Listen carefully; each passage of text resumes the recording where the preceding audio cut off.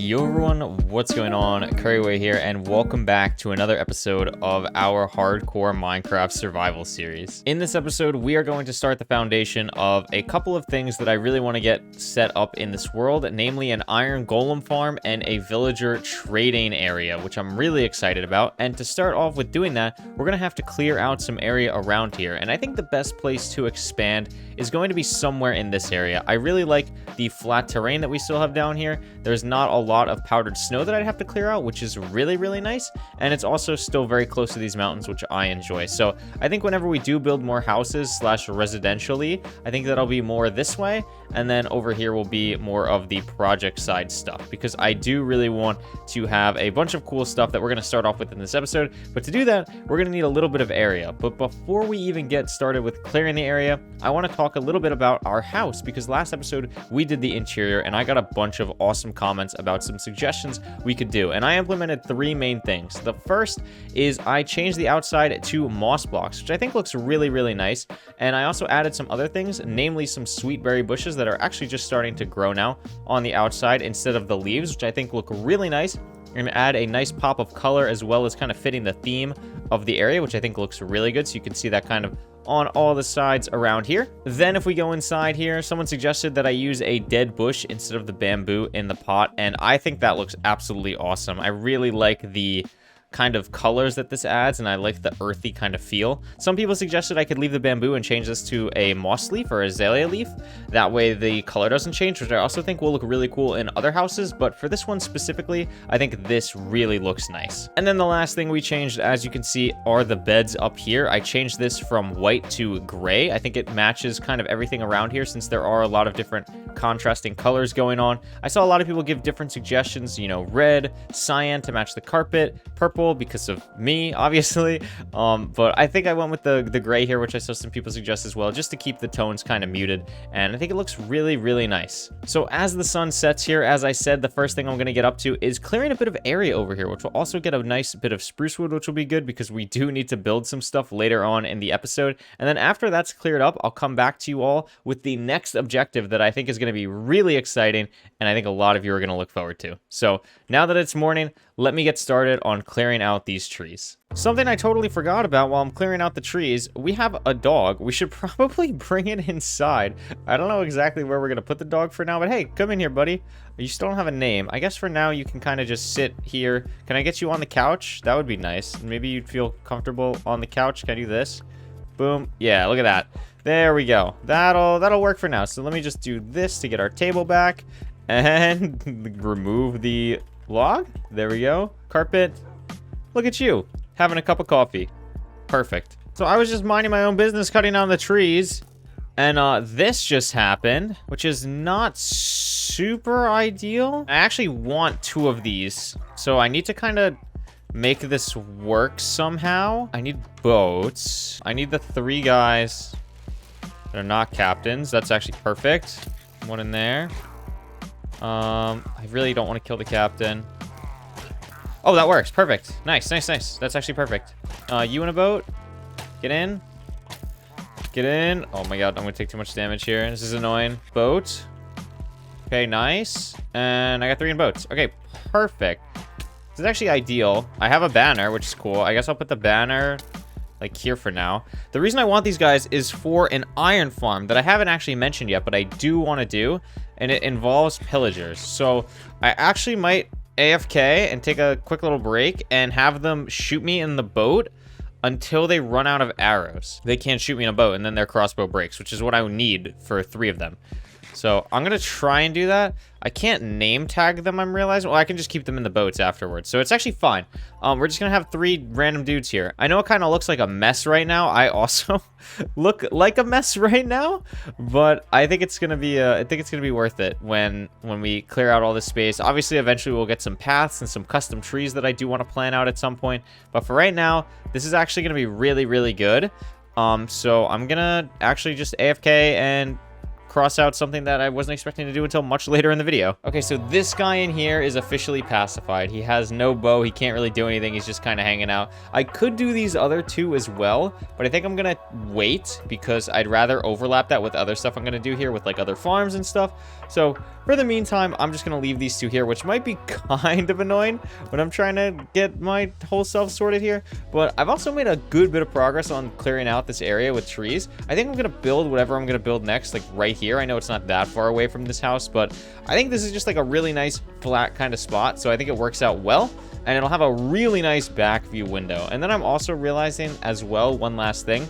This area right here would be a really cool spot for like a quarry or something, because if I put my elytra on and fly up in the air really quick, you can see it's like a cave already, so that might be a cool little quarry spot.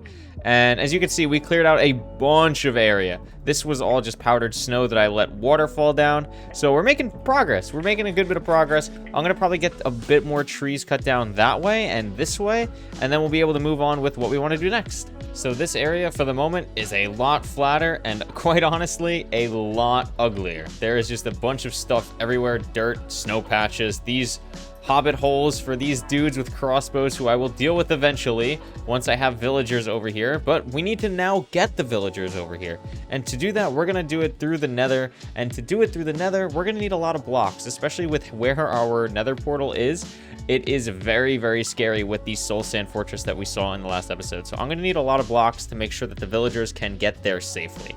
And I know a really good way of getting a lot of blocks, and that is going to be debris mining, which I am really excited about. Getting netherite is going to be absolutely awesome, and that is definitely something that I want to get done in this episode. So we're gonna mine a bunch of netherrack. I have a bunch of iron picks still for my shulkers from the end city that just have like curse of vanishing that I can just blast through, that I'm not gonna have to worry about. I'll probably make some fire resistance potions in the nether just to be super safe, but that's gonna be the next step for me. A couple other things that I want to just touch on before we get on going with that. I'm not sure I love the moss here. I think it's just too strong of a green, especially when I see it through here. It kind of just throws me off. I was also thinking maybe podzol might be an interesting block up there, but I'll leave it for this episode. If you have any comments or questions or concerns with it, let me know in the comments down below. I would definitely love to hear some other awesome feedback. And then over here, you might see we have some deep slate tile, similar to the deep slate tile on the base of our house over there. This is the size of our next building that I want to build.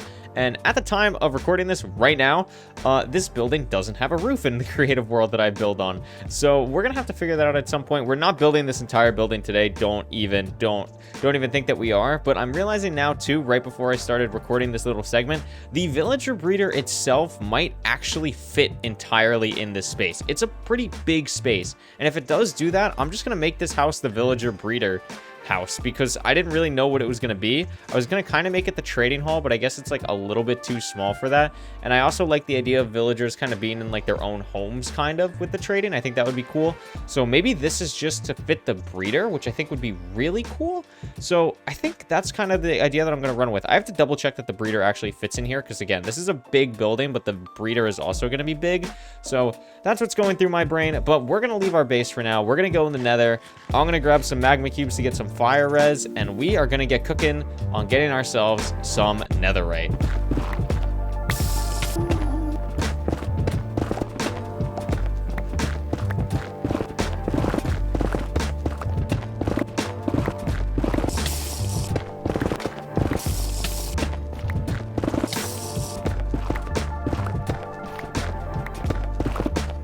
I am back from our expedition in the nether, and I have not one but two shulker boxes full of netherrack, which will hopefully make transporting villagers much easier. I also, as you can see in my inventory, have 26 ancient debris, which when combined with, if I pull it out, should be this chest, combined with these 3 ancient debris and netherite ingot, means we have 33 ancient debris worth of stuff. I don't know what the correct word would be, but we'll have 8 ingots of netherite after this, which is awesome. That was kind of my goal. I went through 2 pickaxes that were, one was unbreaking 3, the other one wasn't, and then I got pretty much through my entire efficiency 5 unbreaking pick as well. But I'm not too worried about that, because we're going to get a mending book in this episode, so that's not that big of a deal at all. The next thing I want to do, obviously, is smelt all this up. I think I'll put some netherite stuff on like the helmet, the boots, the chest plate, the sword, all this good stuff here. Like our axe is really good. Anything that I think is actually a really good tool, I'll put the netherite on. Otherwise, I'm going to leave it in our valuables chest, and then we'll keep moving on with what we need to do in this episode, which is most likely going to be finally villager travel.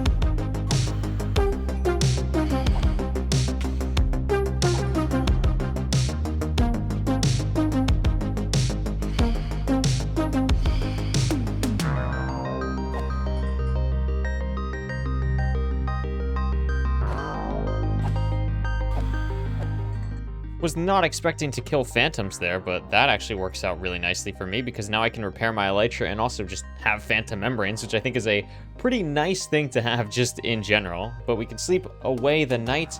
We can head down here and I can show you my 8 netherite ingots. And I remembered something pretty important. If I am going to give myself netherite on something, I cannot, I can't combine it with another diamond tool at that point. So it's going to have to be a book enchant. So anything that I'm not 100% sure about with like a book enchant, I need to be careful of because I still don't have any levels. I have 7 levels because I combined these boots to give me some really good boots, but I also still need to combine them with the boots that I'm currently wearing.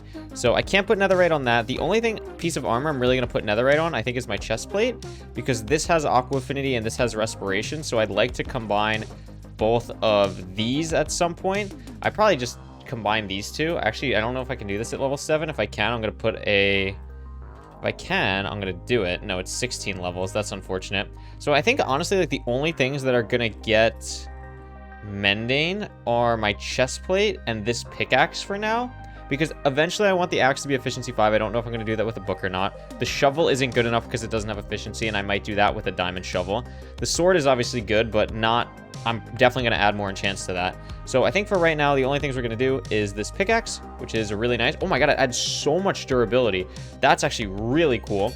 And we're going to do our chest plate as well. So we have 2 pieces of netherite, which is not bad at all. I'm still very happy about that. And we have some netherite ingot whenever we are good to go. So we're getting there. We're looking pretty fancy. I like the dark purple. It looks good.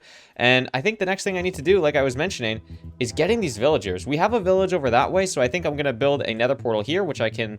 Probably going to have to disassemble the portal that I have down there. It's going to be quite annoying. And I need to make a portal over at the villagers as well. So I'm going to have to mine some obsidian, which won't be too bad. And then I'll see you whenever I'm ready to transport villagers.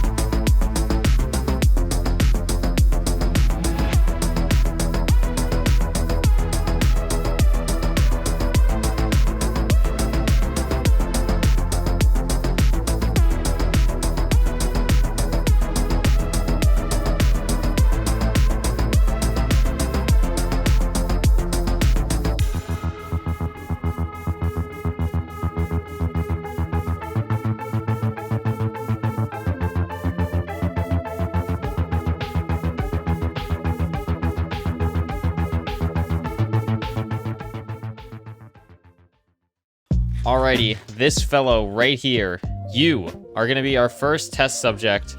Head into the minecart, please, good sir. Head into that. Thank you. And I just need to make sure I don't hit him. Okay. And then I should have had a minecart waiting on the other side. That would have been smart. Now, you'll see my very nice contraption here. Yeah, this is just lovely.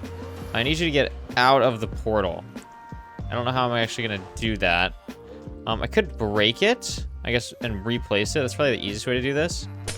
Oh, and then he walks out, of course, but that's fine. I can just place it back and do this. And he's off. Nice. So, oh, I left this part completely exposed. That's really good. Hopefully that's totally just fine, and I'll cover it in now while he's cruising along. But you can see, I didn't use the nether roof. I didn't feel like I don't know, earned... Oh, great. You know what? Whatever. I'll fill this in while I'm talking. I didn't feel like I earned the nether roof yet. You know what I mean? Like, the nether roof is such an OP thing. Until I'm, like, full netherite and just, like, really breezing by, then I'll use the nether roof. But for now, I feel like I gotta earn these villagers. You know what I mean? So, this guy's gonna head through here. I did the portal linking. The portal linking should work. My biggest concern, honestly, is just if this... Like, we turn this corner here and there's a skeleton. That's probably the biggest concern. On the other side, everything is kind of set up, ready to go. I have a little box for them all to live in. It doesn't look like there's any skeletons, which is great. So I can just keep pushing this guy along. Hey there, buddy. We're on this journey together. And then I can put them in their little box in this current... in the current shape of the build that I showed you before. So I still don't really know if the size is going to be big enough. I really hope it is. Let's do that. He goes through. Do Do I have a minecart? I do. Now, this should still work. There's a little box on them on this side as well. Nice. Minecart in it. Go this way. Nope, nope, wrong way. Go this way. And he's through the trapdoor.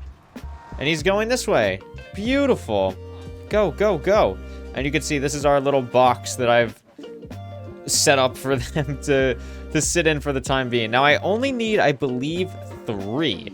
So 1 down, 3 to go. I will do that on my own. No, don't get out. I will do that on my own. And I'll see you when I have 3. And then we gotta build this thing. Jeez. Hi there. You probably weren't expecting to see this after the last cut. So let me break down what happened for you. Admittedly, this is pretty embarrassing, being this is my full-time job, but here we go. So first and foremost, we actually built the villager breeder. You can see it right here. Everything's done, and it even is working properly. You can see we have an adult up here. We have a baby down here. The dudes are doing the thing, and it's working out really well. Surprisingly, it actually worked out good, and I still had a backup villager in here. I'll roll some clips on the screen of that right now, and the reason you're seeing them like this and not me actually doing them is because for some reason my microphone wasn't recording in OBS, which makes just about 0 sense because I was literally streaming something earlier today where my microphone was working. So I have honestly no idea what happened. But with that being said, sometimes things like this happen. And look, they're going at it now. Look at that. It's still working really well. But you're probably also wondering why I'm in creative. Well, after building the villager breeder, I decided to go into the nether to get some golden carrots. I had carrots. You can obviously see that the form is made out of carrots. I wanted to get some bone blocks in the Soul Sand Valley, and then I was going to go to find a bastion and use the gold from the bastion to make some golden carrots. In the process of doing so, I decided to check all of the chests in the bastion as well, and when checking the last chest in Bridge, this happened.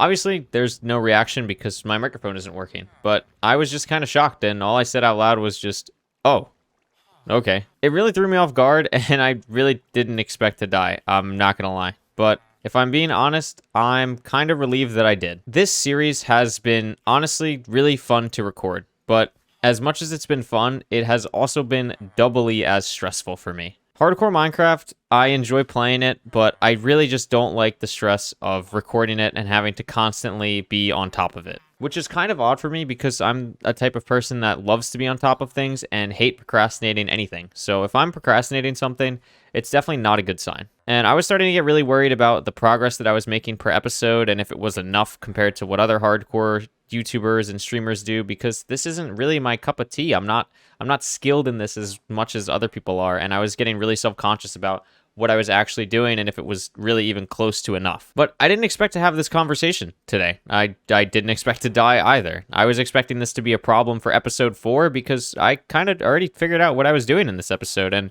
for the most part, I really did it. Like, at the time of recording this, the video itself that you've seen is pretty much entirely edited except for the part that I'm recording right now. I died after doing all of that because I just did not think that this was going to happen or be an issue. But I'm here in this situation now, so it's something we got to deal with. And I'm not going to be the type of person that is going to fake it or be like, oh, I didn't die, and I don't have a backup anyway, even if I wanted to do that, but I really don't. That's just not the type of person that I am.